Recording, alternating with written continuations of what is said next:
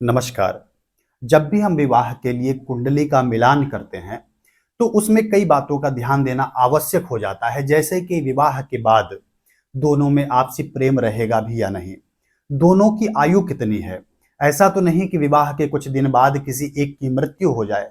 हालांकि जन्म मृत्यु ईश्वर के हाथ में है, लेकिन ज्योतिष शास्त्र के द्वारा इसकी संभावना देखी जा सकती है। इसके बाद संतान का भी विचार अवश्य किया जाता है, क्योंकि 16 संस्कारों में से एक संस्कार विवाह संस्कार है। इसलिए कुंडली मिलाते समय इस योग के बारे में अवश्य विचार किया जाता है। इसलिए आज हम संतान योग के बारे में चर्चा करेंगे। कुंडली के पंचम भाव से संतान के बारे में विचार किया जाता है और संतान के कारक ग्रह देवगुरु बृहस्पति हैं। इसलिए जन्म कुंडली में बृहस्पति की स्थिति भी अवश्य देखना चाहिए। जब प्रश्न आता है संतान के बारे में, तो पति और पत्नी दोनों की जन्म कुंडली अवश्य देखना चाहिए। ज्योतिष शास्त्र के कुछ ग्रंथ कहते हैं कि पहले संतान के लिए पंचम भाव और पंचमेश, दूसरे संतान के लिए सप्तम भाव और सप्तमेश, तीसरी संतान के लिए नवम भाव और नवमेश, और चौथे संतान के लिए तृतीय भाव और तृतीय से विचार करना चाहिए। हालांकि विश्व की आबादी बहुत ज्यादा है और भारत की जनसंख्या विश्व में पहले स्थान पर हो गया है, तो एक से दो संतान काफी है। अब हम योगों पर चर्चा करते हैं। तो जन्म कुंडली में लग्न से पंचम भाव में शुक्र हो, या फिर शुभ ग्रह की दृष्टि हो, या पंचमेश पंचम भाव में हो, या पंचम भाव पर पंचमेश की दृष्टि हो, तब संतान की प्राप्ति अवश्य होती है।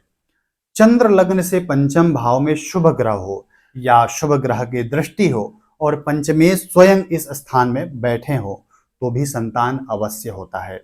लग्नेश पंचम भाव में बैठा हो तो भी संतान अवश्य होता है। लग्नेश पंचमेश दोनों किसी शुभ भाव में एक साथ बैठे हो तो भी संतान अवश्य होता है। लग्नेश पंचम भाव में पंचमेश लग्न में होने पर भी संतान अवश्य होता है। लग्नेश और पंचमेश दोनों एक दूसरे को देखते हो तो भी संतान योग होता है। लग्नेश पंचम भाव में हो और बृहस्पति बलवान हो तो भी संतान अवश्य होता है। बलि बृहस्पति पंचम भाव में हो और लग्नेश की उस पर पूर्ण दृष्टि हो तो भी संतान अवश्य होता है। पंचमेश प्रथम, चतुर्थ, सप्तम, दसम, पंचम या फिर नवम भाव में से किसी भी एक भाव में बैठा हो तो भी संतान अवश्य होता है। पंचम भाव में बुध, शुक्र, चंद्रमा, इनमें से कोई भी एक ग्रह हो तो कन्या उत्पन्न होती है। ये तो हुआ संतान का योग। अब समझते हैं कि विवाह होने के बाद काफी समय के बाद संतान उत्पन्न होती है, तो इसका योग क्या होगा जन्म कुंडली में। जब लग्नेश पंचमेश नवमेश तीनों ग्रह एक साथ हो करके 6, 8, 12वें भाव में हो तो संतान देर से उत्पन्न होती है। दसम भाव में सभी शुभ ग्रह और पंचम भाव में सभी पाप ग्रह हो तो संतान देर से उत्पन्न होती है। कोई पाप ग्रह या बृहस्पति चतुर्थ या पंचम भाव में हो और अष्टम भाव में चंद्रमा हो तो 30 वर्ष की आयु में संतान होती है। लग्न राशि पाप ग्रह की राशि हो और मंगल सम राशि में हो, सूर्य निर्बल हो तो भी 30 वर्ष की आयु में संतान उत्पन्न होती है। पंचम भाव में बृहस्पति पंचमेश व शुक्र की युति हो तो संतान 32 या फिर 33 वर्ष की आयु में उत्पन्न होती है। पंचमेश व बृहस्पति केंद्र में हो तो संतान 36 वर्ष की आयु में उत्पन्न होती है। नवम भाव में बृहस्पति और बृहस्पति से नवम अर्थात पंचम भाव में लग्नेश और शुक्र हो तो संतान 40 वर्ष की आयु में उत्पन्न होती है। ये 7 योग हुए कि संतान देर से होगी। अब समझते हैं कि संतान होगी या नहीं होगी, जिसे ज्योतिष में संतानहीन योग कहा गया है। पहले समझते हैं पुरुष की जन्म कुंडली में ऐसा योग हो तो उसके आधार पर संतान नहीं होने का कौन कौन सा योग होता है। पंचम भाव में मंगल, षष्ठ भाव में पंचमेश और सिंह राशि में शनि हो तो संतान नहीं होती है। लग्नेश व बुध दोनों 1, 4, 7, 10 भाव में हो तो भी संतान नहीं होती है। पंचम भाव में बृहस्पति, चतुर्थ भाव में पाप ग्रह और सप्तम भाव में बुध शुक्र की युति हो तो भी संतान नहीं होती है। सप्तम भाव में शुक्र, दशम भाव में चंद्रमा तथा चतुर्थ में कोई 3 पाप ग्रह हो तो भी संतान नहीं होती है। पंचम, षष्ठ, अष्टम और द्वादश भाव में पाप ग्रह होने से भी संतान नहीं होती है। पंचमेश या सप्तमेश नीच राशिगत या फिर अस्त हो तो भी संतान नहीं होती है। ये योग थे पुरुष की जन्म कुंडली के आधार पर अब बात करते हैं स्त्री की जन्म कुंडली के आधार पर। लग्न में सूर्य और सप्तम में शनि हो तो संतान नहीं होती है। सप्तम भाव में सूर्य और शनि हो और दसम भाव पर चंद्रमा और बृहस्पति की दृष्टि हो या ये दोनों यहाँ हो तो भी संतान नहीं होती है। पंचम भाव में छठे, आठवें, 12वें भावों के स्वामी हो तो भी संतान नहीं होती है। पंचमे से नीच राशि में हो या फिर अस्त हो तो स्त्री संतानहीन होती है। कई बार किसी को संतान नहीं होता है तो ऐसे में वो किसी अन्य के बच्चे को गोद ले लेते हैं। तो जो बच्चा है उसकी जन्म कुंडली में गोद लिए जाने का योग होता है। वो योग किस तरह से बनता है उसे हम समझते हैं। पहला योग है कि यदि लग्न कुंडली में कर्क या सिंह राशि हो और उसमें पाप ग्रह बैठा हो तो बच्चा गोद लिया जाता है। चतुर्थ एवं दशम भाव में पाप ग्रह हो तो भी बच्चा गोद लिया जाता है। चंद्रमा से चतुर्थ भाव में पाप ग्रह हो तो भी बच्चा गोद चला जाता है। पंचम भाव में 3, 6, 10, 11 राशि हो और शनि हो तो बच्चा गोद लिया जाता है। सूर्य एवं चंद्रमा शत्रु राशि में हो तो भी बच्चा गोद लिया जाता है। पंचम भाव में 3, 6, 10, 11 राशि हो और शनि हो तो भी बच्चा गोद लिया जाता है। पंचम भाव में 6 ग्रह हो और पंचमे से द्वादश भाव में हो और लग्नेश तथा चंद्र बलवान हो तो भी बच्चा गोद लिया जाता है। यदि किसी की जन्म कुंडली में संतान होने का योग है तो प्रश्न ये आता है कि संतान होने का योग कब है, तो उसे समझते हैं।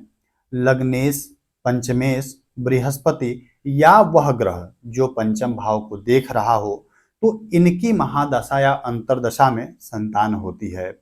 लग्नेश और पंचमेश का योग होने के समय भी संतान होती है, यानी कि एक की महादशा और दूसरे की अंतरदशा हो।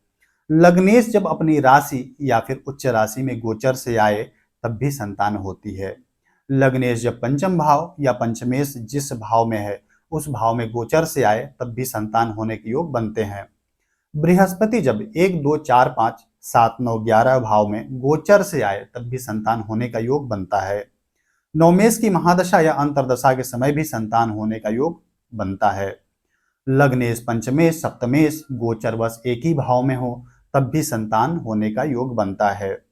चंद्रमा से पंचम भाव या नवम भाव की राशि के जो भी स्वामी हो उनकी महादशा या अंतरदशा आने के समय भी संतान होती है। पंचमेश के साथ जो ग्रह हैं उनकी महादशा या अंतरदशा के समय भी संतान होती है। कई बार लोग पूछते हैं कि संतान पुत्र होगा या फिर कन्या होगी, तो उसके भी योग कुंडली में होते हैं।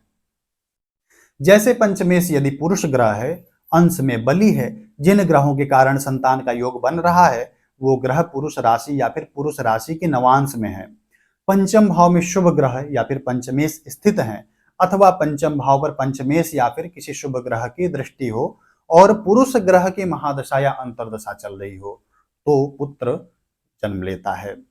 स्त्री ग्रह की महादशा या अंतरदशा चल रही है और पंचमेश स्त्री या फिर एक निर्बल ग्रह है तथा स्त्री राशि में है, कारक ग्रह बृहस्पति भी शुभ भाव में नहीं है और पंचमेश पर स्त्री ग्रह और पाप ग्रह की दृष्टि है तो संतान पुत्री का जन्म होता है। यदि आप में से कुछ लोगों को ना पता हो तो बता देता हूं कि सूर्य, मंगल, शनि ये क्रूर या फिर पाप ग्रह हैं। यदि इन ग्रहों के साथ में बुध है तो वो भी पाप ग्रह माना गया है। और कृष्ण पक्ष की पंचमी से शुक्ल पक्ष की पंचमी तक का चंद्रमा भी अशुभ होता है। बाकी तिथियों का चंद्रमा, बृहस्पति, शुक्र ये शुभ ग्रह हैं। इनके साथ में बुध है तो वो भी शुभ ग्रह माना गया है। सूर्य, मंगल, बृहस्पति ये पुरुष ग्रह हैं। चंद्रमा और शुक्र ये स्त्री ग्रह हैं। बुध और शनि ये नपुंसक ग्रह हैं। अब प्रश्न है कि यदि कोई पूछता है कि संतान कितनी होंगी, तो पंचम भाव में जो ग्रह हैं और उन पर अन्य जितने ग्रहों की दृष्टि हो तो उनकी संख्या के अनुसार ही संतान का जन्म होता है। पंचम व नवम भाव में तुला या फिर वृश्चिक राशि का चंद्रमा हो या पंचम भाव में राहु या केतु या फिर पाप ग्रह हो तो एक पुत्र का जन्म होता है। पंचम भाव में सूर्य हो या मंगल हो या फिर मकर राशि का शनि हो और उनको शुभ ग्रह देखते हो तो 3 संतान होती हैं। पंचम भाव में बृहस्पति हो या फिर कुंभ राशि का शनि हो तो 5 संतान होती हैं। पंचम भाव में अकेला चंद्रमा हो तो 3, शुक्र हो तो 5 और शनि हो तो 7 संतान होती हैं। तृतीय भाव में बुध या राहु हो तो 2 पुत्र और 3 पुत्रियां, कुल 5 बच्चे होते हैं। कई बार लोग पूछते हैं कि संतान से हमें सुख प्राप्त होगा या नहीं। वैसे तो लोग संतान उत्पन्न ही इसीलिए करना चाहते हैं कि जब वो अपने जीवन के अंतिम समय में हो, उनका शरीर साथ ना दे रहा हो, तो संतान का सहयोग मिल जाएगा। लेकिन कई बार ऐसा नहीं हो पाता है। अधिकतर संतान भारत में अपने माता पिता का सहयोग उनके अंतिम समय में करती ही हैं। लेकिन कुछ ही ऐसे होते हैं जिनके कारण माता पिता को कष्ट उठाना पड़ता है। लेकिन हमें नकारात्मक बातें जल्दी प्रभावित करती हैं। इसीलिए हमें सिर्फ वही लोग याद रहते हैं जिन्होंने इस तरह के कुकृत्य किए होते हैं। कहीं पर एक संतान अपने माता पिता को कष्ट देता है तो समाज में उसके बारे में ही चर्चा होती है। लेकिन जो 99 लोग अपने माता पिता को सुख दे रहे हैं, उनके बारे में कोई चर्चा नहीं होती है। तो हम बात कर रहे थे संतान से सुख या फिर दुख प्राप्ति के बारे में। तो पंचम भाव में शुभ ग्रह हो या फिर शुभ ग्रहों की दृष्टि हो या फिर पंचमेश बली हो, अपने भाव में हो, शुभ ग्रहों या फिर बृहस्पति से दृष्ट हो, पंचमेश उच्च राशि का हो करके 1, 2, 5, 9 भाव में बृहस्पति के साथ हो, या फिर लग्नेश पंचमेश को देखता हो और पंचमेश लग्न को देखता हो, या लग्नेश पंचमेश नवम भाव में हो या पंचमेश नवमेश लग्न में हो, या फिर बृहस्पति से पंचम भाव में शुभ ग्रह हो, या फिर पंचम भाव में वृष तुला या फिर धनु या फिर मीन राशि हो और उस भाव में बुध हो, तो संतान से सुख प्राप्त होता है। यदि शनि या राहु या केतु पंचम भाव में हो, या सूर्य विषम राशि में, बुध सम राशि में तथा बृहस्पति नीच राशि में हो, या फिर चंद्रमा और तृतीयेश 1, 4, 7, 10, 5, 9 भाव में हो, या फिर तृतीयेश अकेला 1, 2, 5 या फिर 12वें भाव में हो, या फिर लग्न में शनि और बुध की युति हो और बृहस्पति या शुक्र वृश्चिक राशि में हो, या फिर पंचमेश षष्ठ भाव में पाप ग्रह से युक्त हो, तो संतान से दुख प्राप्त होता है। या कई बार संतान से सुख प्राप्त नहीं होता है लेकिन संतान से दुख भी नहीं मिलता है। जैसे संतान आपसे दूर हो तो ना सुख मिला या फिर ना दुख मिला। तो आज हम लोगों ने चर्चा की संतान के संबंध में सभी योगों को। तो आज के लिए बस इतना ही। धन्यवाद।